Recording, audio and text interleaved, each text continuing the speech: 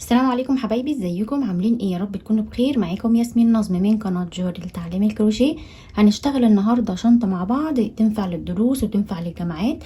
الشنطه مساحتها ممتازه، هشتغل فيها بخيط مكرميه قطن. ينفع تشتغلي فيها بخيط مكرميه مصري او خيط خيش، هي تبقى ممتازه جدا في خيط الخيش وخيط الرافيه.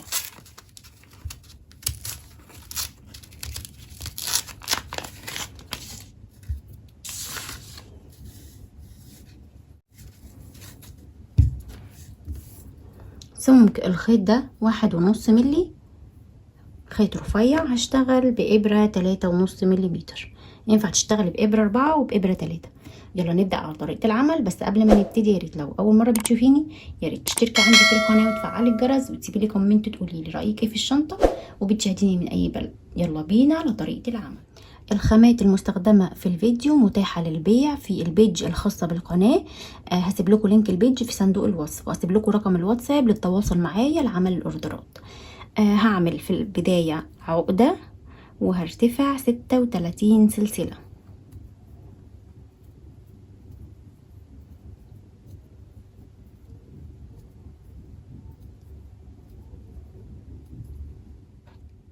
اشتغلت 36 سلسلة.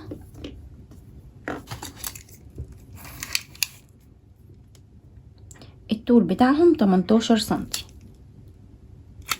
ممكن تكبري السلسلة لو عايزة الشنطة تبقى اكبر من كده. مش هرتفع سلسلة ارتفاع، لان عقدة البداية دي هشتغل فيها فكأنها هي سلسلة الارتفاع. هسيب الغرزة دي واروح على اللي بعدها وهشتغل فيها غرزة حشو. هحط فيها علامة لان دي الغرزة اللي بقفل فيها السطر. هروح على الغرزة اللي بعدها وهشتغل فيها حشو. هكمل غرز حشو لحد ما اوصل لعقدة البداية.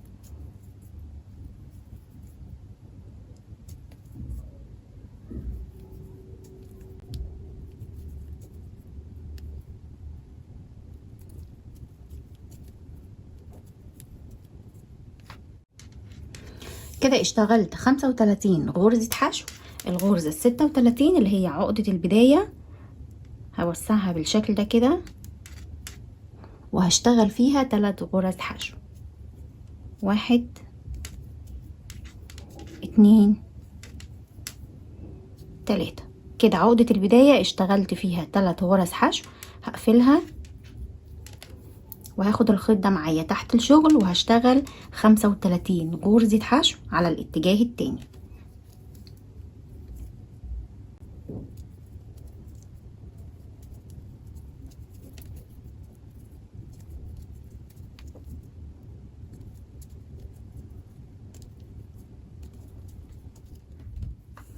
اشتغلت الاتجاه التاني 34 غرزة حشو، والغرزة 35 اللي هي الأخيرة هنا هشتغل فيها 2 حشو. ادي 1 2. وكده انا اخر غرزة هنا معايا 3 غرز، والغرزة هنا معايا 3 غرز، ومعايا ما بينهم 34 و34. هقفل هنا، هشيل العلامة واقفل بغرزة منزلقة وهرتفع سلسلة، وفي نفس المكان هشتغل 2 حشو تحت الحلقتين. ادي 1. هحط العلامة وفي نفس المكان هشتغل غرزة كمان. كده انا قفلت السطر مكان العلامة واشتغلت مكانها 2 حشو، وحطيت العلامة في اول غرزة. بعد كده هشتغل باقي الغرز في كل غرزة غرزة واحدة تحت الحلقتين لحد ما اوصل لل3 غرز اللي هنا.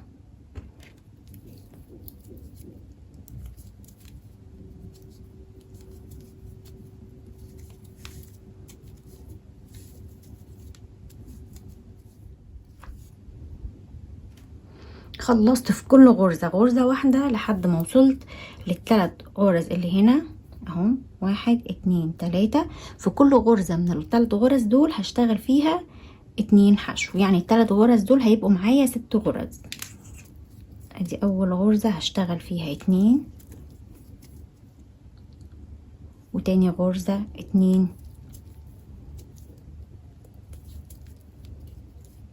وتالت غرزة هشتغل برضو فيها 2. كده انا بعمل التزايد ده علشان احافظ على الدوران بتاع الجنب. هكمل في كل غرزة غرزة واحدة لحد ما اوصل للغرزتين التزايد اللي هنا.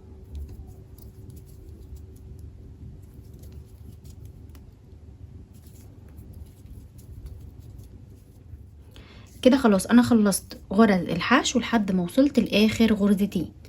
الغرزة التالتة دي غرزة منزلقة، انا مش بشتغل فيها خالص، ولا المنزلقة ولا الارتفاع. الغرزتين دول مش بشتغل فيهم.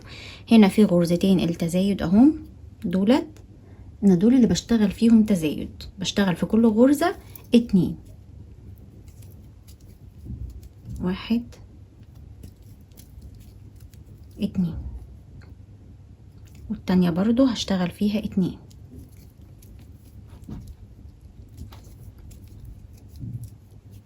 بالشكل ده كده. بيتبقى معايا حلقتين، حلقة المنزلقة وحلقة الارتفاع. الاتنين دول كل سطر بتخطاهم مش بشتغل فيهم.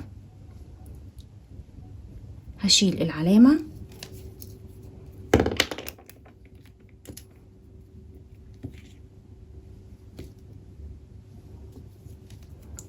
ومكان العلامة في اول غرزة هنا هقفل بغرزة منزلقة. الحلقة اللي اتكونت مكان المنزلقة دي مش بشتغل فيها، وكمان السلسلة ارتفاع دي مش بشتغل فيهم. يعني كل سطر هنتخطى الغرزتين دول. طيب نبدأ سطر جديد، وهشتغل في اول غرزة حشو ونحط علامة. الغرزة اللي بعدها هشتغل فيها 2 حشو. 1 2. كده انا اول غرزة اشتغلت فيها غرزة واحدة، والغرزة اللي بعدها اشتغلت فيها 2. بعد كده هكمل في كل غرزة غرزة واحدة لحد ما اوصل لمكان التزايد هنا.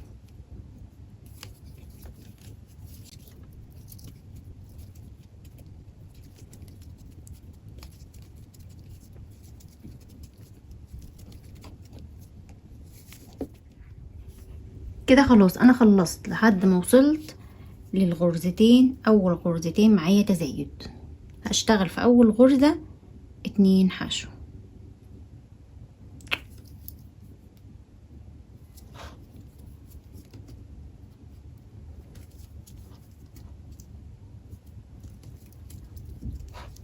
كده انا اول غرزة اشتغلت تزايد. هشتغل الغرزة اللي جاية على طول فردي، يعني غرزة واحدة بس. اللي بعدها هنا هشتغلها تزايد، غرزتين في نفس الغرزة. اللي بعدها فردي، غرزة واحدة. اللي بعدها غرزتين. انا كده اشتغلت 3 تزايد في نفس الدوران. غرزة تزايد وسبت غرزة فردي، غرزة تزايد، غرزة فردي، غرزة تزايد، وبعد كده هكمل باقي السطر فردي لحد ما اوصل لمكان التزايد.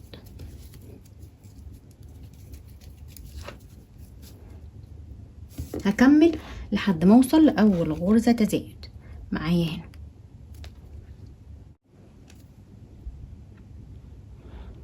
كده انا وصلت لمكان الغرزتين التزايد اهو. هشتغل في اول غرزة غرزة واحدة. الغرزة اللي جاية هشتغل فيها تزايد. 1 2. بعد كده هشتغل في الغرزة اللي جاية فردي،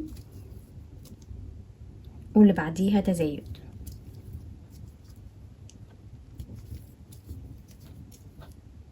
واول السطر كنت شغالة فردي وتزايد. كده معايا تزايد فردي تزايد فردي تزايد. وكده انا خلاص خلصت السطر. هشيل العلامة، وهنا الغرزتين دول مش بشتغل فيهم، وهاجي هنا تحت الحلقتين هقفل بمنزلقة. كده انا خلاص خلصت السطر. هرتفع سلسلة، هشتغل في الغرزة اول غرزة تحت الحلقتين غرزة حشو، واحط العلامة. تاني غرزة هشتغل فيها تزايد. 1 2. بعد كده هشتغل فردي لحد ما اوصل هنا للتزايد، وهشتغل تزايد 2 فردي تزايد 2 فردي تزايد، وهكمل هنا السطر كله لحد ما اوصل لمكان التزايد، وهشتغل تزايد 2 فردي تزايد 2 فردي تزايد. وبعد كده هرتفع سطر جديد واشتغل ما بين التزايد والتزايد 3 فردي. هكمل لحد ما اوصل 3 فردي تزايد وهخلص السطر كله ونرجع نكمل مع بعض. كده خلاص انا خلصت القاعدة، اشتغلت لحد ما وصلت ل3 تزايد 3 فردي والرابعة تزايد. ادي تزايد 1 2 3 تزايد 1 2 3 تزايد، وهنا اشتغلت تزايد 1 2 3 تزايد 1 2 3 تزايد. كده خلاص انا خلصت. عايزه تكملي القاعده اكبر من كده ممكن تكبري وتشتغلي سطر كمان او سطرين كمان، وكل ما بتطلعي سطر بتزودي ما بين التزايد والتزايد 1 فردي.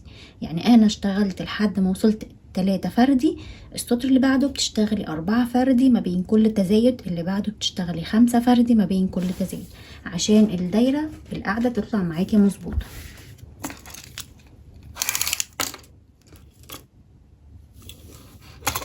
الطول بتاعها 23 سنتي،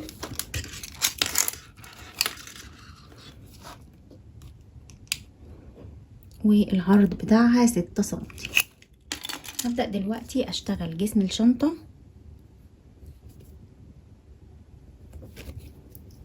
هرتفع سلسلة وفي نفس المكان هشتغل في الحلقة الخلفية، هحط العلامة وكده خلاص انا مش هشتغل تزايد تاني، هشتغل كل السطر حشو في الحلقة الخلفية.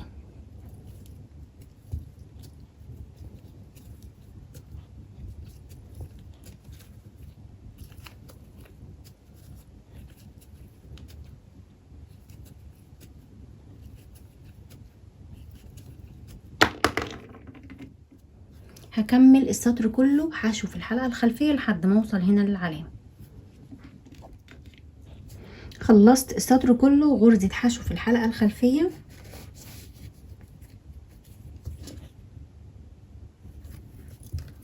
هشيل العلامة وهقفل بغرزة منزلقة.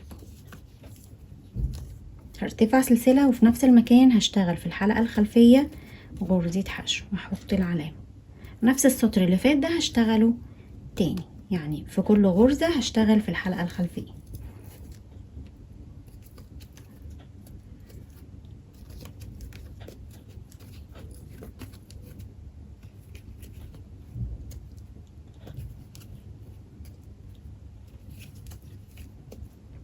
هكمل وارتفع كام سطر غرزة حشو في الحلقة الخلفية ونرجع اقول لكم انا ارتفعت كام سطر. كده ارتفعت 6 سطور في الحلقة الخلفية، 1 2 3 4 5 6 سطور غرز حشو. هبدأ دلوقتي اشتغل باقي جسم الشنطة، بس هصغر الابرة واشتغل بابرة مقاس 3 عشان الغرزة يعني الشنطة ما توسعش معانا.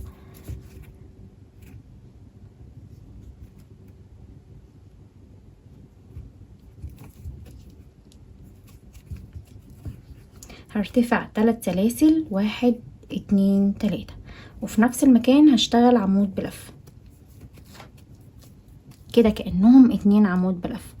هاخد لفة واسيب اول غرزة اللي جاية على طول واروح على اللي بعدها وهشتغل عمود بلفة وارتفع سلسلة واشتغل في نفس المكان عمود بلفة.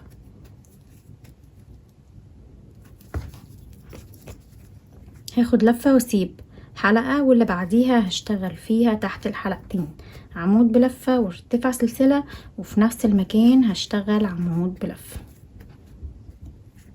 اسيب غرزة واللي بعديها عمود بلفة سلسلة عمود بلفة بالشكل ده كده. هكمل السطر كله لحد ما اوصل هنا.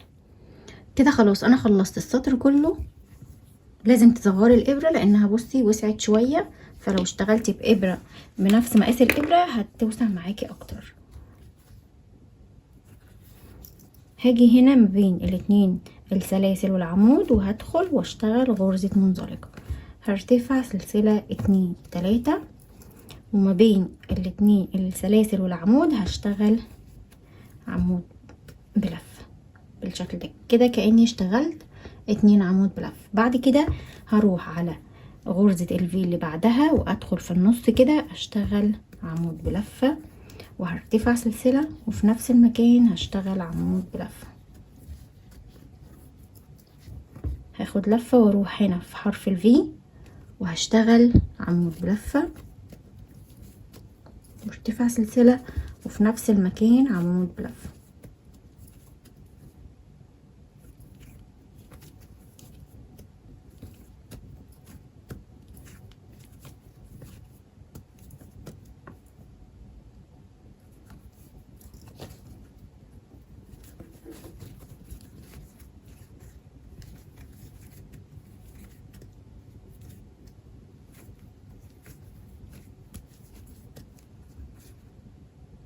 هكمل السطر كله لحد ما اخلصه ونرجع نكمل مع بعض. كده خلاص انا خلصت السطر كله.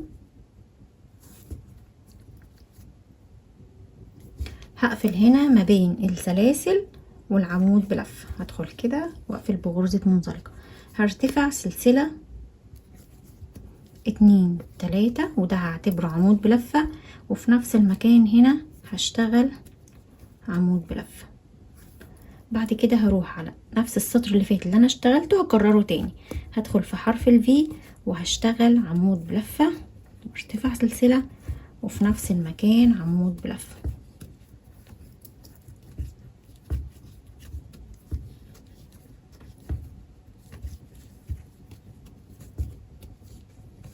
هكمل كده لحد ما اخلص السطر كله وارتفع عدد سطور ونرجع نكمل مع بعض. كده انا ارتفعت 15 سطر. هبدأ دلوقتي اشتغل غرز حشو. ارتفعت سلسلة وهشتغل في اول غرزة في الحلقة الخلفية غرزة حشو، واللي بعديها غرزة حشو. في كل غرزة بتقابلني هشتغل فيها غرزة.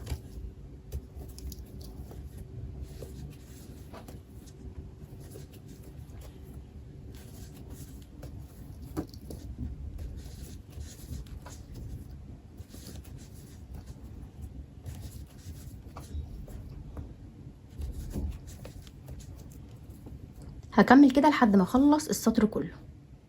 كده انا خلصت غرزة حشو السطر كله في الحلقة الخلفية. هقفل بغرزة منزلقة وهرتفع سلسلة وفي نفس الغرزة هشتغل غرزة حشو في الحلقة الخلفية،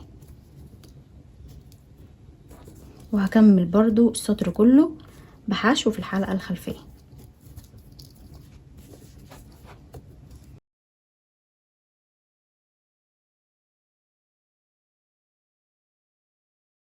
هكمل عدد سطور من غرز الحشو في الحلقة الخلفية ونرجع نكمل مع بعض.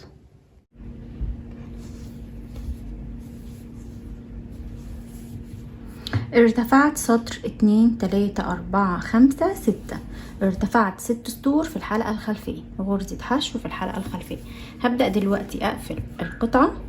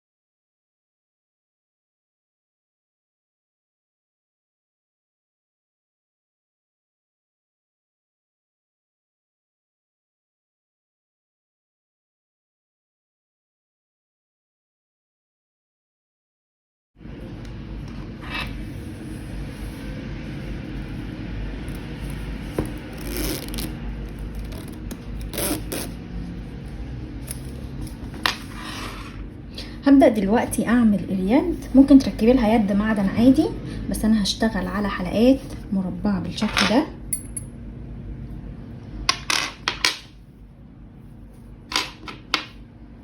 هسحب الخيط وهرتفع سلسلة. هسحب الخيط ده واشتغل عليه غرز حشو. ادي اول غرزة، 2 3 4 5. اشتغلت 5 غرز حشو. هسحب الخيط ده واقص بالشكل ده كده.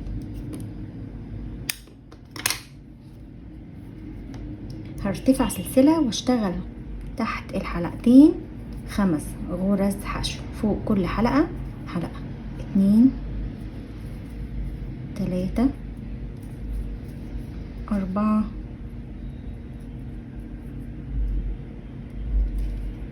واخر غرزة 5. هرتفع سلسلة وبنفس الطريقة تحت الحلقتين فوق كل غرزة غرزة.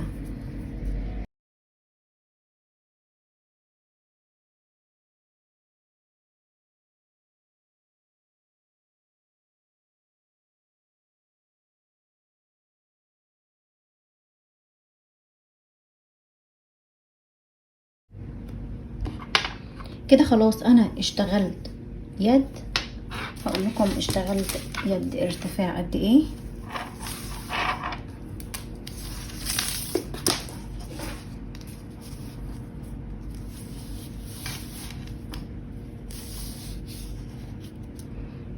أربعة وتسعين سنتي. طبعا بتقيسي الطول المناسب وانتي بتشتغلي.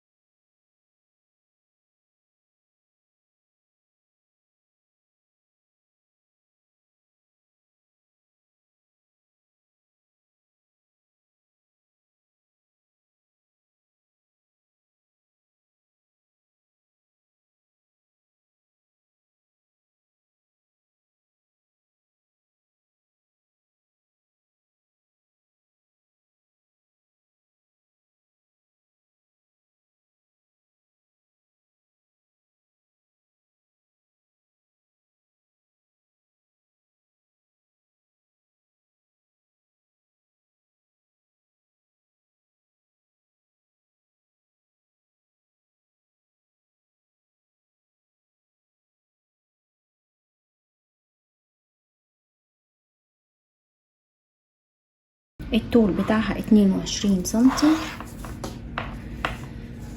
والعرض 26 سنتي.